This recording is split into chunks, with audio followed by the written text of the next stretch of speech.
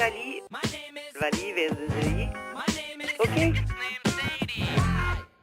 Anne Niva et Patrick Rambaud, vous restez encore quelques minutes avec nous car tout de suite c'est le questionnaire du mardi, le questionnaire tac au tac, la musique du meilleur et du pire avec Vali. Je suis très heureuse ce soir parce qu'on va parler des Beatles et ça commence sur un instru signé George Martin sur la BO du film Yellow Submarine.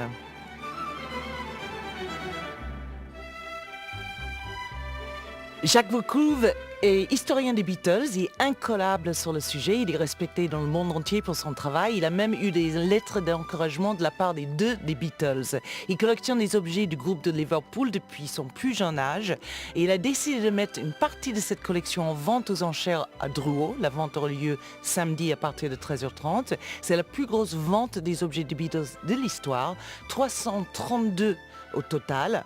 Je lui ai soumis mon questionnaire tac au tac Beatles et bien sûr ça commence avec quel est le premier disque que Jacques Volcouve s'est acheté. Sgt. Pepper's Lonely Hearts Club Band. Avec quelle chanson avez-vous découvert The Beatles? A Hard Day's Night. John, Paul, George ou Ringo? George. Avez-vous rencontré un Beatle, Jacques Volcouve? J'ai rencontré 3 Beatles. J'ai rencontré Paul McCartney, George Harrison et Ringo Starr.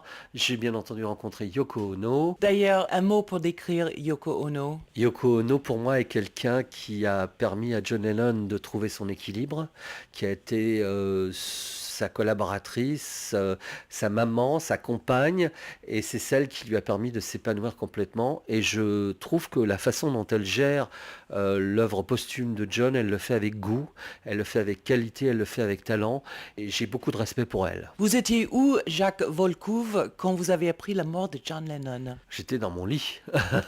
Les Kings venaient juste de donner un concert au pavillon Baltard le 8 décembre à Paris, et j'avais eu des invitations par Dominique Farran, qui était l'un des grands journalistes de RTL.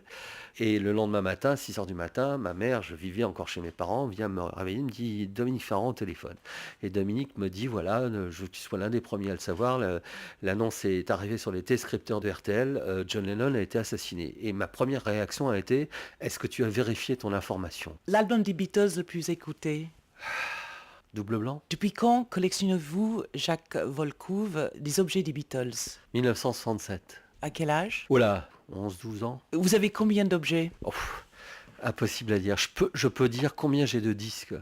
J'ai 15 000 disques des Beatles du monde entier. Mais j'ai des milliers de photos, de livres. J'ai des kilos de coupures de presse, de livres. J'ai 70 mètres cubes dans un box qui est en dehors de Paris. Le fou furieux. L'objet le plus précieux? Certainement la lettre que l'on met aux enchères, écrite par John Lennon et signée par les 4 Beatles.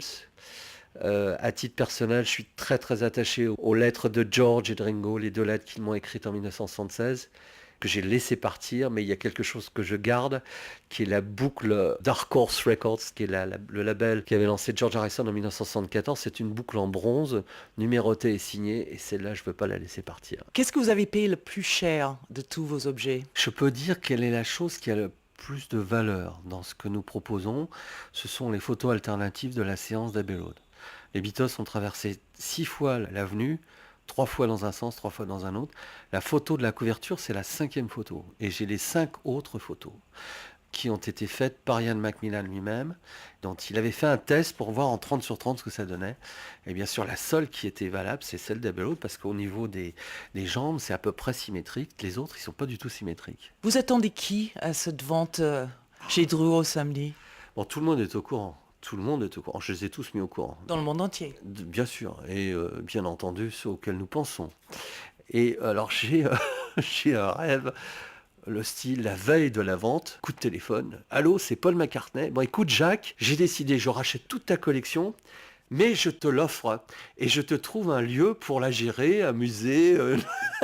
Bien sûr, you may say I'm a dreamer, but I'm not the only one. Jacques Volcouve, et c'est vrai qu'il y a un catalogue qui montre cette vente qui a lieu à Drouot samedi, Une comme je vente vous ai dit. historique, manifestement. Voilà, et puis j'ai demandé comment il allait sentir après la vente. Il m'a avoué qu'il pense qu'il va se sentir un peu plus léger.